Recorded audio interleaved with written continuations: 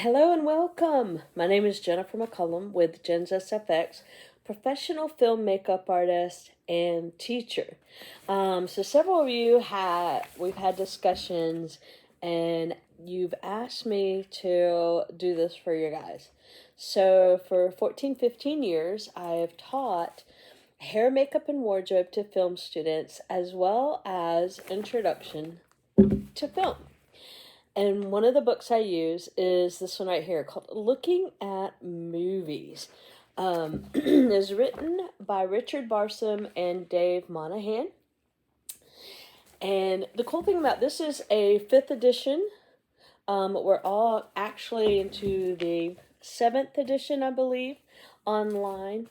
So every time there's a new edition to a book that comes out like this, basically they've updated it with new technology, and in this case new films and new documentaries and things like that have been added in for examples and for analyzing and things like that. So here you go. I'm bringing to you guys in these next few videos a lot of what I would do when I would do the intro to film class. So here we go. So when you are talking about movies or film, when you hear the word film, what comes to mind? What is film? The original term back in the day was the strip that would actually go around one of these guys right here. You see the little circle. And that would actually be called film.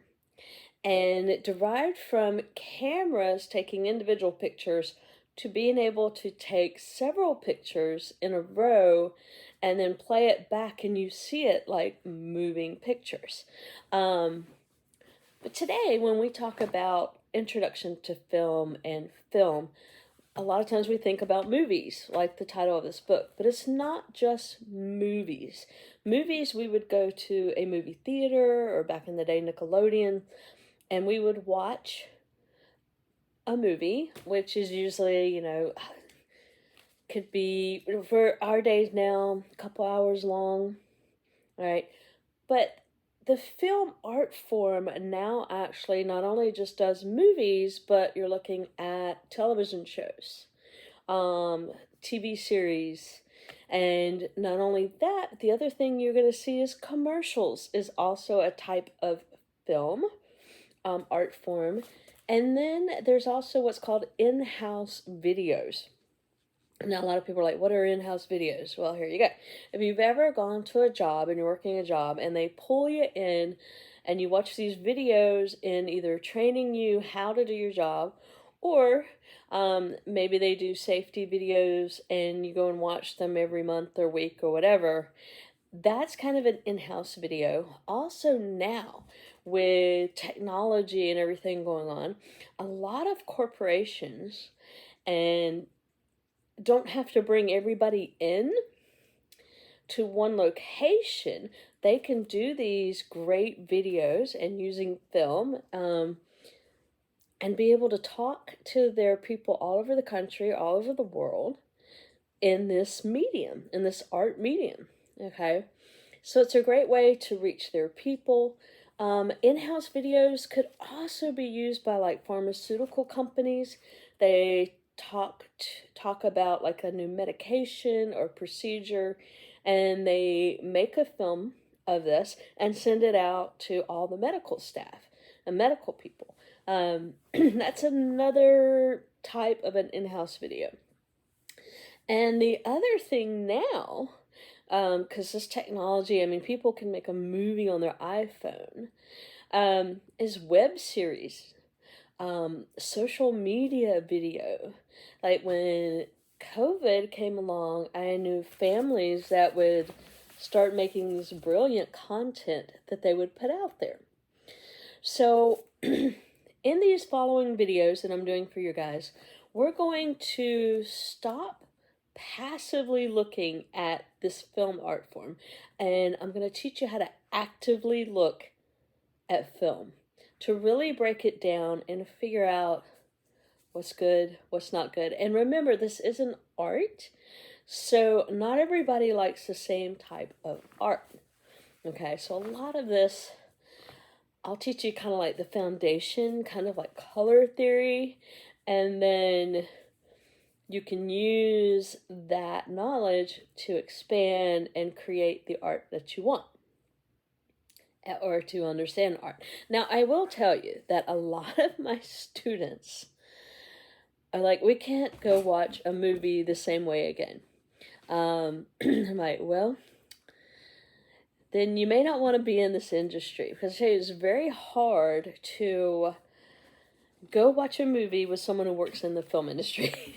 Because we will break it down, we will analyze it. We're sitting there knowing what all goes on behind the scenes. I know if you go see something with me, I'm like, what is going on with their makeup? What is going on with their hair? What's happening with that wardrobe? I mean, I'm like, oh my gosh, the lighting's so bad. So, again, if that's something you do want to know how to do, and you do want to keep watching. If not, maybe watch a few and then decide from there.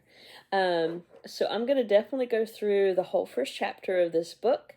We're going to talk about each one. In fact, we've already started. Ha ha ha.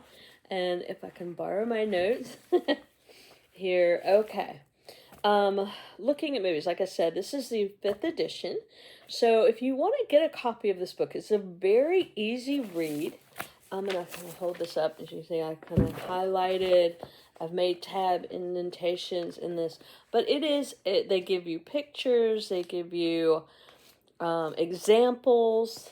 Another cool thing about this book, I'm going to get to the end. Well, at the beginning of each chapter, they give you learning objectives, which is very nice. Okay. And they tell you in these objectives, like, by the time you finish this chapter, this is what you should expect to have gotten out of the chapter. And then at the end of the chapter, this is cool. This edition has a lot from the Hunger Games in the first chapter, which I worked on the first Hunger Games. So it's kind of fun saying that. And then at the end of the chapter, okay, you have a couple of outlined areas here, analyzing, looking at movies, and they'll kind of go back and review, and I did alter that, didn't I? And then they have a screening checklist. They'll also have some other things like questions for review is the next page. And so we'll kind of go over these as we do each chapter as well.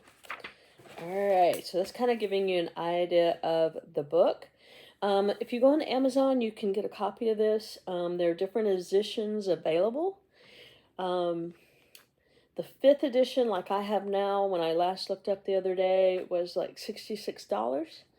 The 7th edition, which is the more up-to-date one, was around $112, give or take. And it's through Norton. If you are a teacher and you want to perhaps, oh, wow, I like that book, I want to use it for my class. Because when I started teaching Intro to Film, the main book they already had for students was more from an editor's perspective, and nothing wrong with that, but that's just one drop of the whole art form. And I definitely wanted to bring in this book to the class to give a more well-rounded look at movies. Ha ha ha ha. All right. So, this book is going to give you principles of film form. It'll give you an analytical eye and perspective of film. And if you go through the Norton and you're as a teacher want to do this book, I really recommend it. They have a lot of video access as well. They give you some examples that they've made specifically for the book in video form, or film form, as we may say. And while I'm doing this for you guys for YouTube, I'm going to see what I can put out there for you to look up, that you can see without having that at first. But I'm going to tell you, these Norton guys are amazing, and they're really good and very helpful in doing that. So, okay. So whether you just want to enjoy film a little more deeper, have a natural enjoyment for it, or you want to be a more critical understanding of the film industry, and yes, I have a friend here. Um, yes. And this book is good. And like I said, it's an easy read. It's definitely easy to understand and comprehend. Um, and it's the most engaging guide to film analysis that's out there. That's one of the things that they mention, and it is so true. Especially if you're a teacher and you're going through Norton and you're getting some of the video. And I don't think you have to just be a teacher. I think you could buy it on your own too. It'll be a little more, but you get access to all the video content as well. And it's not that much more expensive. Okay, so Richard Barsom, just to give you a little bit idea of the authors, is from the University of Southern California. And Dave Monahan, MFA of Columbia University, and he works at the University of North Carolina in Wilmington, which I'm in North Carolina. So I was like, oh, that's one reason. I was like, yeah. I'm assuming he's still there. I don't know if he is at the moment, if he is still teaching there or not. So, movies were born around 1891, and history is going to be interjected throughout this whole time. So they've flourished for over 125 years. And there's always those that have believed that film is a passing fancy. They're not going to survive. Well, it's kind of been proven wrong by now, right? And they would say they're a poor cousin of traditional arts like literature, painting, architecture, dance, music. In 1996, shortly after cinema's 100th birthday, cultural pundit Susan Sontag mused the state of art. I'm going to read this guy for you guys. Cinema's 100th year seems to have shaped a life cycle, an inevitable birth, the steady accumulation of glories of the onset of the last decade. Commercial cinema has settled for a policy of bloated, derivative filmmaking, brazen, combinatory art, and hope of reproducing past successes. Now, that kind of makes me think, and there's a lot of big words there. Yeah, we do kind of regurgitate, right? Because they take TV shows and they redo them. Especially when you look at made for Hulu, made for Netflix, and all of those things.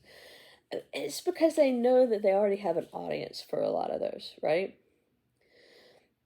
Cinema, once heralded as the art of the 20th century, seems now, as the century closes, to be a decadent art. So a lot of people think film is very decadent. It's very costly. Now, it can be costly, but it can also be done on a lower budget as well.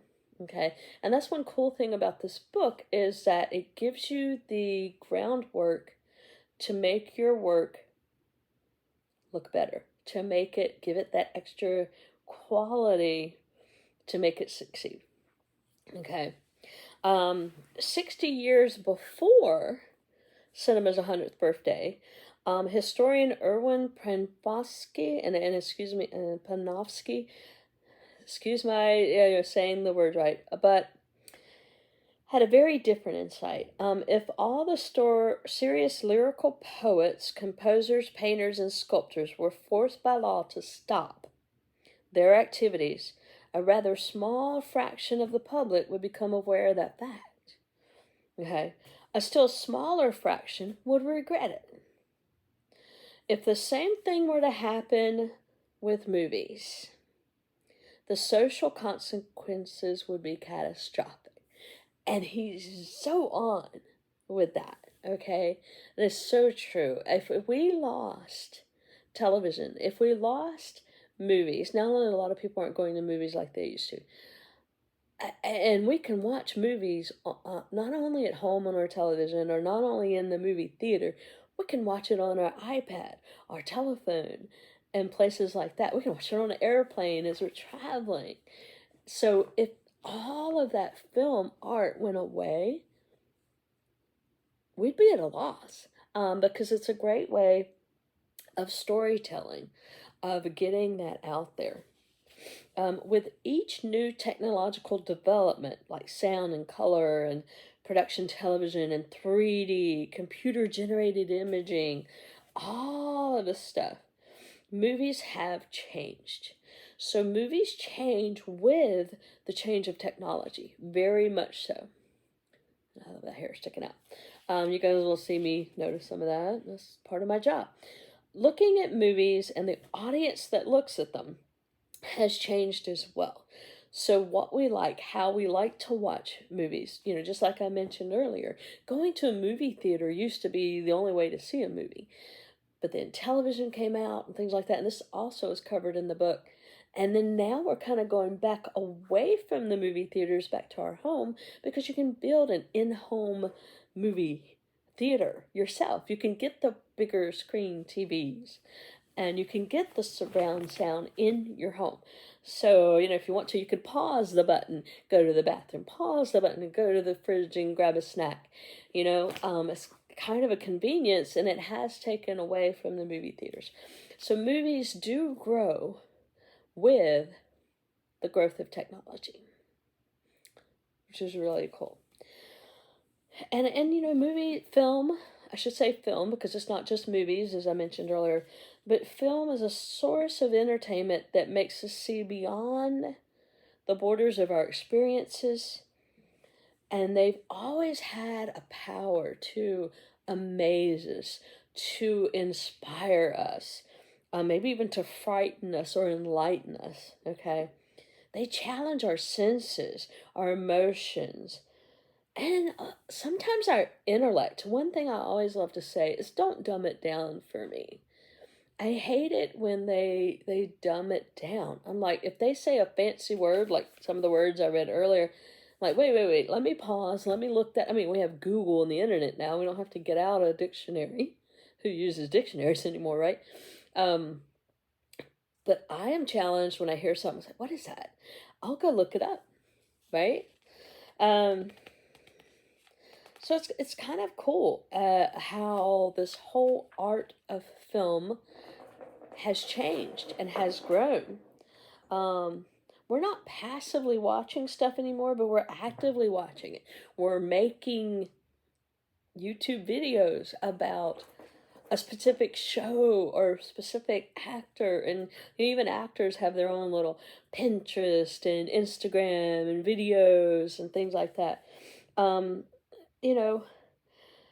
So it's very neat to take a class or to read a book like this and become more active in the art that you like. All right. And I was seeing if I had anything else highlighted for today. I'm going to try and keep these videos around 15 to 20 minutes. If I feel like we have to go to 30, we will. Used to when I would teach this class, it would be, a couple hours long for the class. So, I'm double checking my notes here. Here's the for the day. What is it that makes you want to go see a movie or a television show? And I don't think this is the number one anymore, but it used to be. Previews. So a lot of times you would go to a movie theater, and I always hated being late because I want to be there in time to see the preview, right? Or the previews. And when I see a preview, I'm like, oh, I want to see that. Oh, no, I don't want to go see that, right? So I feel like you still have previews of television shows on TV, right? They still give you snippets and things like that on all of our forms of media. So I still think previews are one of the number one things that draws us to go see whatever particular art of film that we want to see, whether it be a movie, a television show, etc. Number one. Number two, I want to say is word of mouth. I mean, how many times are you sitting around with friends and like, oh, have you seen this show? Oh, have you heard about this TV series? Oh, have you seen this movie? And when we hear that and we hear people talking about it, we kind of go, oh, let me write this down because that's something I would want to go see, and I'm interested in seeing it. Now,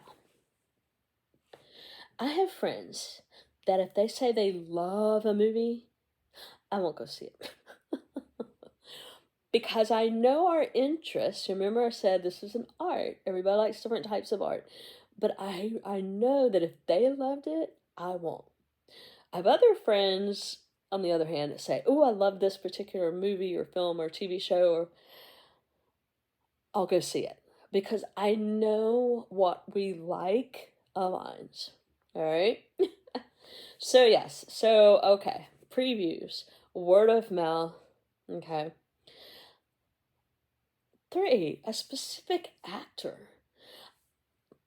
When you watch a movie, a television show, even a commercial, and you're like, oh, I like them. They're cool. I like the vibe, the energy they give off. I want to look them up and watch other movies that they've been in. Now, I work in the film industry, so I will sometimes be on set, and I'm like, oh, that person's kind of cool. What have they done before? And I'm like, oh, or I've worked with an actor and I was like, I really like them. What else have they done? And I have found myself looking up what they've done and going and watching other things that they've been in. Okay. 4, genres. And if you don't know genres, it's like science fiction, fantasy, horror. So a lot of times, like I have a friend, he loves horror movies. He really does. I'm not a big horror movie fan. I like the classics, but he loves any type of horror. And he will go see anything that's a horror type movie. He'll go see it. I'm more like science fiction or fantasy. I will go see things based on the genre. Maybe you want to go see romantic comedies. Maybe it's that holiday time of year and you're going to watch the Hallmark Channel because of all the Christmas movies. So that's a genre. 5, a book. A lot of books are made into movies. And if you are an avid reader and you have a favorite book and you hear, they're going to make a movie out of this. Oh my gosh, oh my gosh, oh my gosh. And I will also include, besides book, old TV show from your childhood. Okay, how many of you have seen Wednesday because you loved the Addams Family TV show back in the day, or the Addams Family movies that you've seen more recently? And you're like, oh, I love the character of Wednesday. Now, this Wednesday TV series has been made. I've got to watch it. So I'm going to say not just a book, but maybe an old TV show that they're revamping or redoing, and you want to see it for that reason. So there's just 5 things that I hear from people that are like, why did you go see this movie? Why did you go see this TV show? And it usually falls within one of those categories. If you have other things that draw you to watch a movie or a TV show or any other film art form, comment below. Let me know because I love hearing from you guys. So I hope you've enjoyed this first installment of Introduction to Film, looking at movies, and I hope to see you again soon.